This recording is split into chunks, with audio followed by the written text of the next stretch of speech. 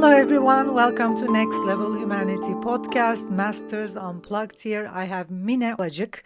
She's a designer, researcher and an educator, and we will talk about human-centered design, creativity, culture, the feminine intelligence in making. Welcome, Mine. Hello, thank How you. are you? Very Thank you. creative today. Yeah, thank you, and Welcome. thanks for inviting me. I mean, I'm pretty excited to Lovely. chat about it. Yeah, Thank lovely. you. Mine is also one of my students, and Yeah. she's been doing great.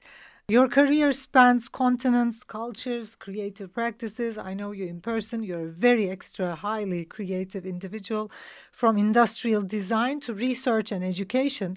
What early experiences first awakened your understanding of design as a human practice and not just a technical skill? Yeah. Okay. I thought about, when was the first time I met design disciplines. So I just went back to my young years and I found that I was in year 9. I'm 14 years old. I was in Şişli Terakki Lisesi in Istanbul. And my art teacher, I was always visiting her in her studio in the lunchtime because I was not allowed to go out in Nişantaşı, but I was in the school. So she told me one lunchtime, what is industrial design, what is interior architecture, because she was an artist and her son was industrial designer and her husband was a lecturer in Mimar Sinan University. So I was amazed, totally amazed, because I found it something, a profession for myself, which is related to human being, about daily life. So I was amazed. And I remember when I get home and I told my mom, I found what I'm going to do, and since then, I'm connected with design. Wow.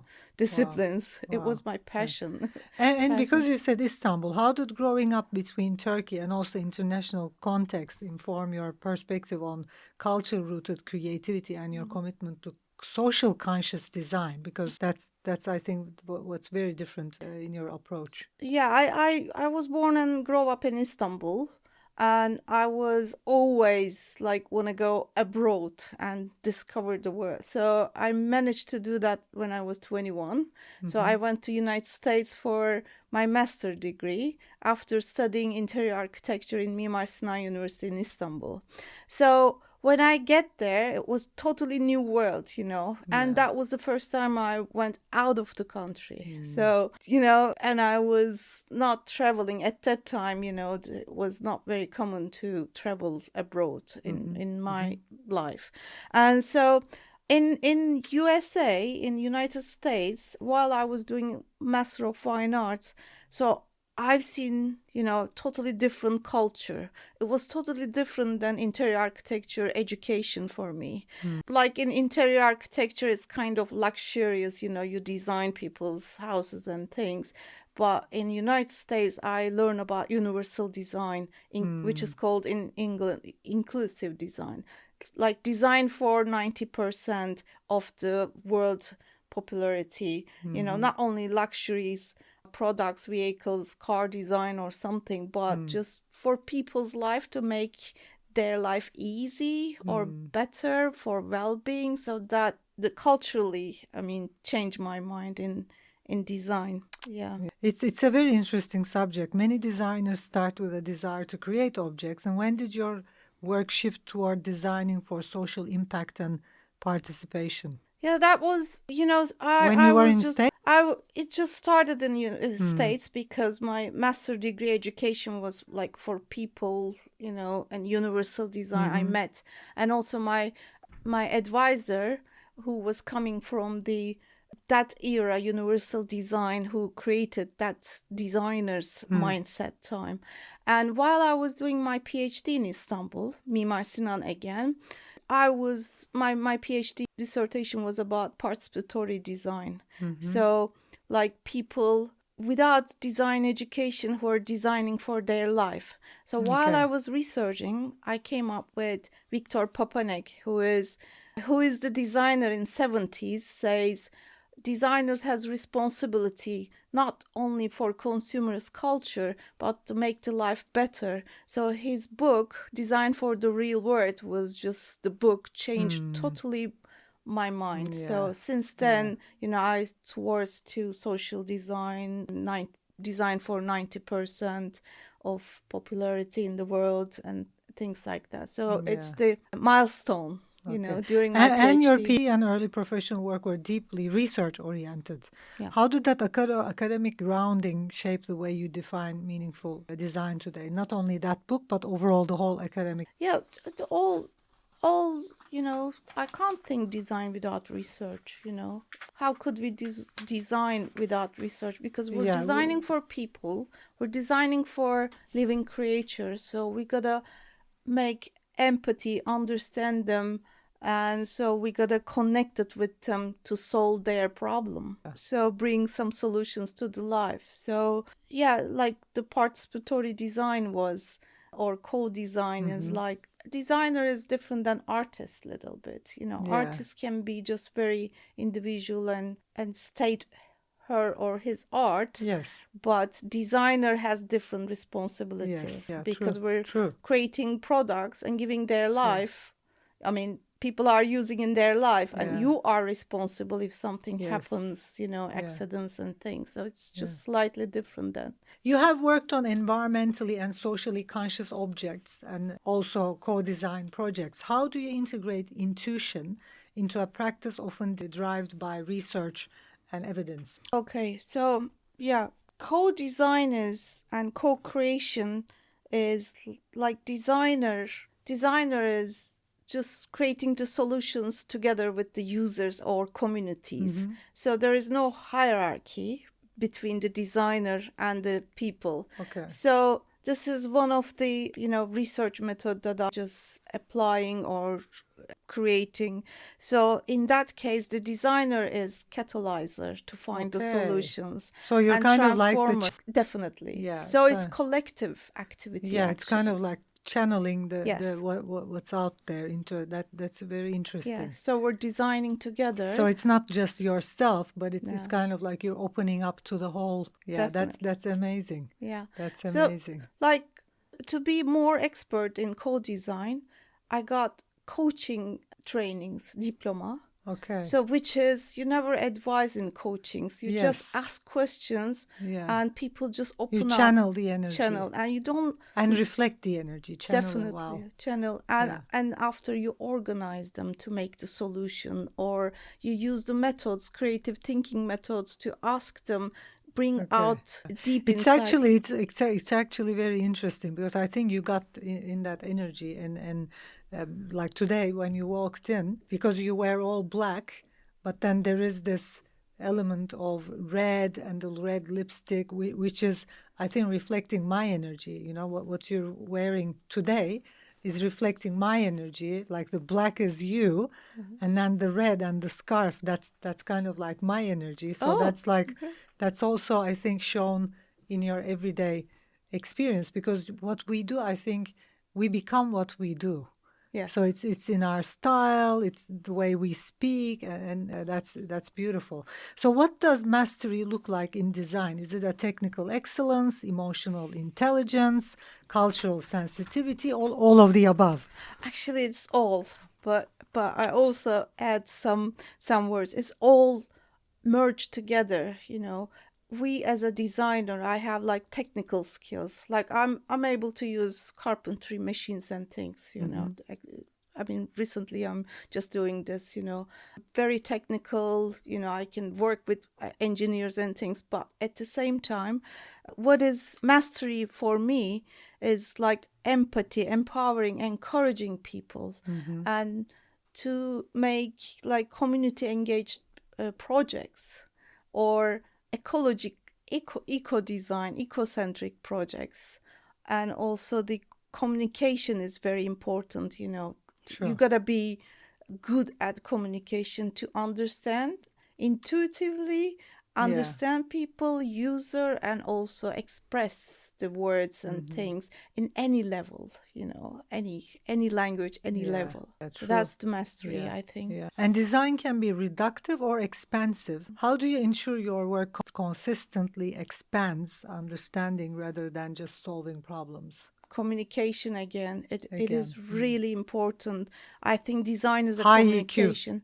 Yeah, High EQ yeah, in definitely. communication. EQ, definitely, and empathy, empowering, encouraging again, with the designer or with the problem or with the user. I mean, user doesn't have to be always human. It could be species or like creatures or dogs or animals, you know. Yeah. My father was veterinarian, so I was just always thinking like design for animals too, you know. Yeah. Or with my PhD student right now, she's designing artificial reefs, so we're being empathy with the underwater creatures, sea fishes and things. So empathy is really important. And also I'm just trained by modernist design rules. So Dieter Rams' good design principles is always that we follow, like innovation, aesthetic, useful things. But I think this 10 principle is not enough. And again, the community engagement is important. And female energy and creativity is Yes. important too. Yes, sure. So Yeah, sure. so these Sure. are create expense, but bad designs or egocentric designs are reductive, I think. If the designer is important, what, oh, I designed this. This is looks shiny and nice, and if you want to use it or not, it's up to you, you know. I didn't think of the user. I just create something. I Yeah, think this is that egocentric. I call it yeah, and egocentric. I think that's kind of I would say that's art and this is design. Yeah, but there The are difference. some designers like this, or celebrity Ah, designers, okay. or it's I Okay. think it's belong to old world, you know. Yeah, So it I'm a does. I famous agree. designer. I designed this and you use it, you know. Type of attitude is very common, used to be Yes, common, true. but not in But that now, page. yeah, and I think it's fading away Definitely. because people's needs are highly important and people are valuable and yeah, yeah. And it's a big responsibility, by the way, what you're doing in your role as a creative leader. You know, you have this huge responsibility. How do you balance innovation with responsibility by, you know, understanding those people, especially when designing for communities rather than markets or for yourself? Yeah, in that case, there is a term called social innovation.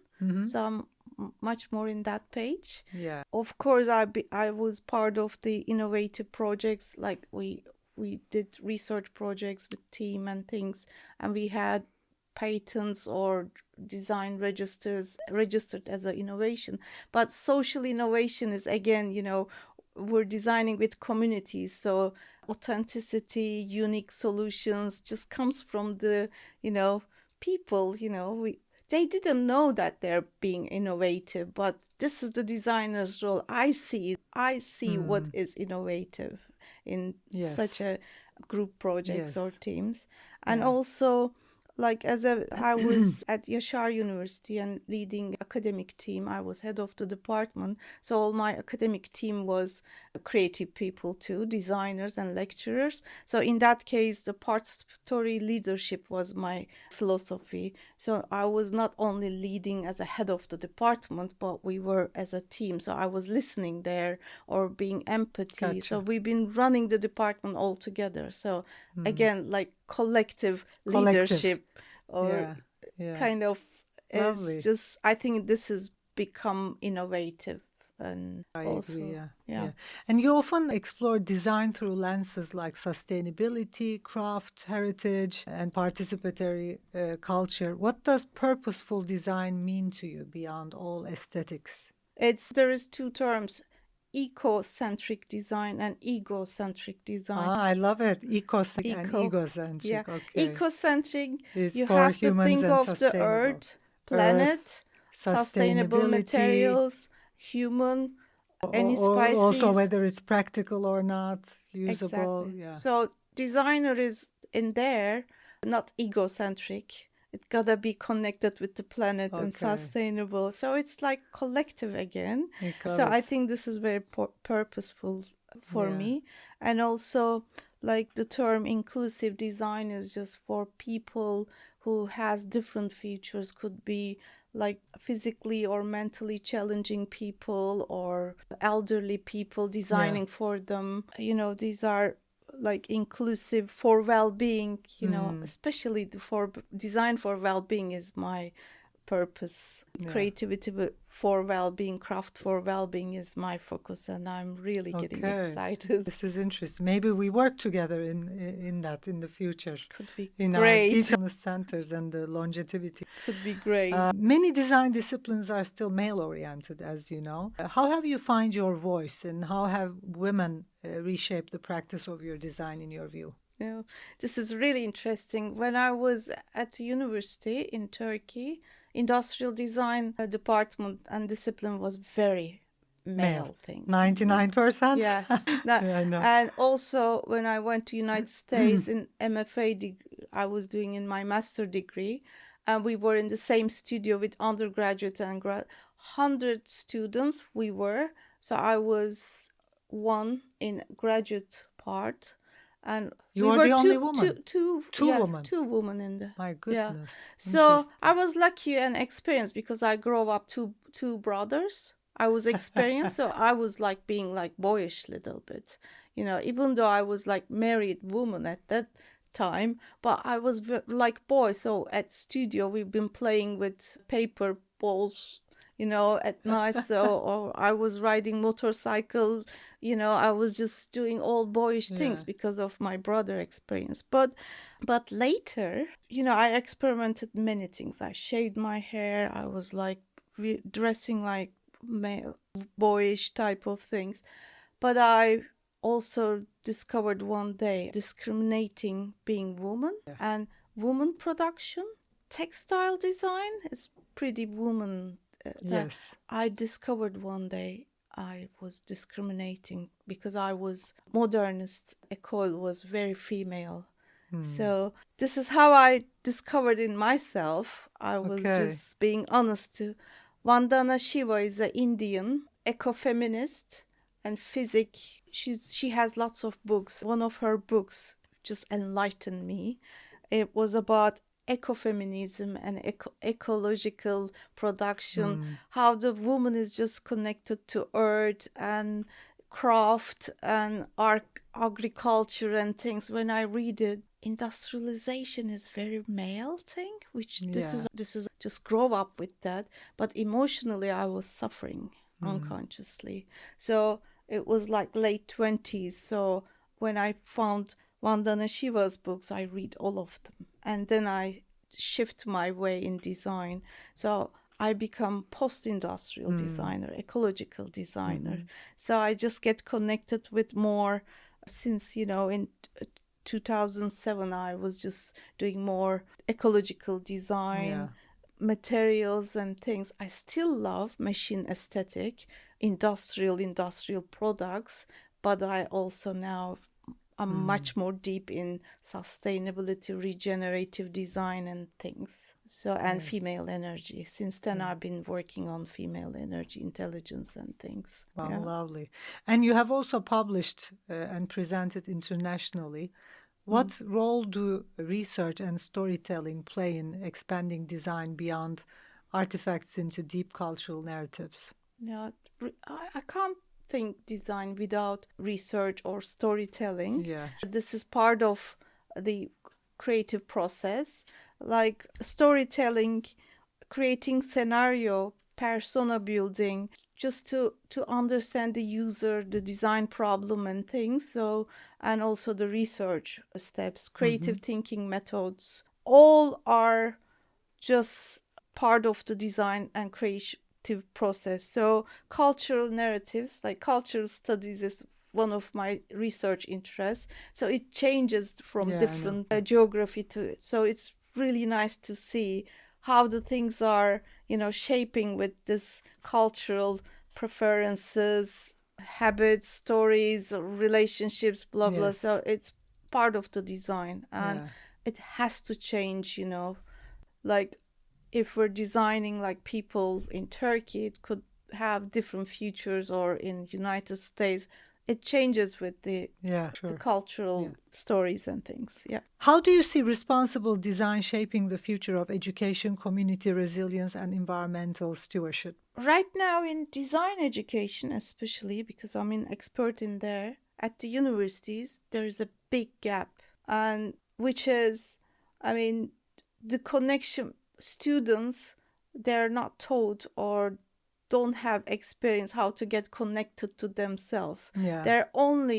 They just injected the information and experience and things, and it's not part of the university curriculum, so they should definitely, I mean, it should be in the curriculum, how you connected to yourself and discover yourself. And it's not just only the I think the big responsibility is in that part, in education. Yes. So I think this will be, maybe I will do that because Maybe, I fingers step crossed. out university to see this problem. But my aim is just to bring that such a studies and neuroscience studies into curriculum, because just learning information is not enough. Each student, human, gotta connect to themselves and explore and discover or design some inside out.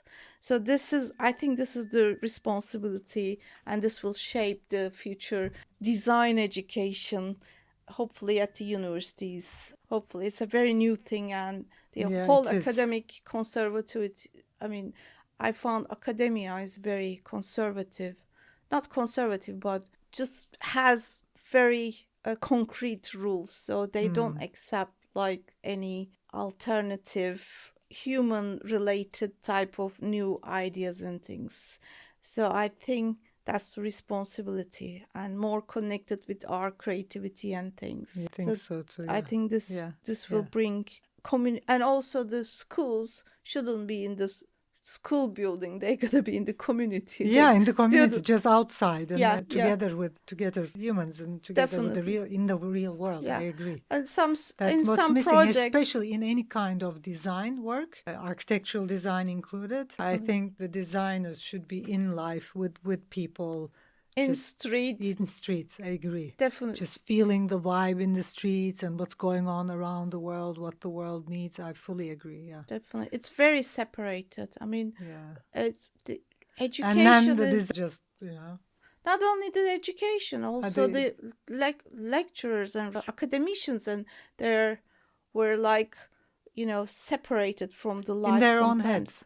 Definitely. It's another language. It's another world, world. If you're not into life, how could you create ideas and things? That was my point, Whatever theory I was creating, I was just starting out the street with the people first, and then creating the theory and So I was just shifting, outside to inside. So because it was so boring to stay all the time in the university for me, I was always escaping. And how do you define the feminine intelligence in design, whether or not we use gender as a category? I think feminine intelligence versus AI, I found that AI is a very male thing right now. It's not and creative. AI, although they say AI is feminine, AI is actually, it is, of course, they are creating it as a feminine because males create it. It's a male design. It's a male design feminine. I think women design more masculine, but woman designed masculine. Now AI is man designed feminine. Okay, I can discuss that, but I'm coming from this side. According to neuroscience, I read some books. Each of us has female and male brain. So it's like in doctrines in spirituality, or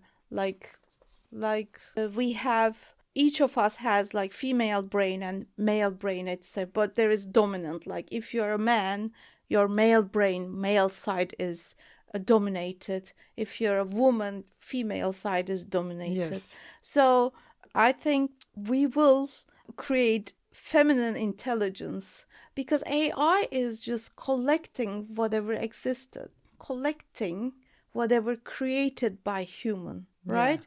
And the data is just collected and in a very speedy way, just make a composition, and whatever you ask, give it to you. But I believe in OI, still OI, organic intelligence. Whatever AI is using, we are human beings just creating this. So the source is OI. So feminine and intelligence is just a little bit different than male energy. It's more, it's Organic. 5D. It's 5D, it's not 3D. Yeah.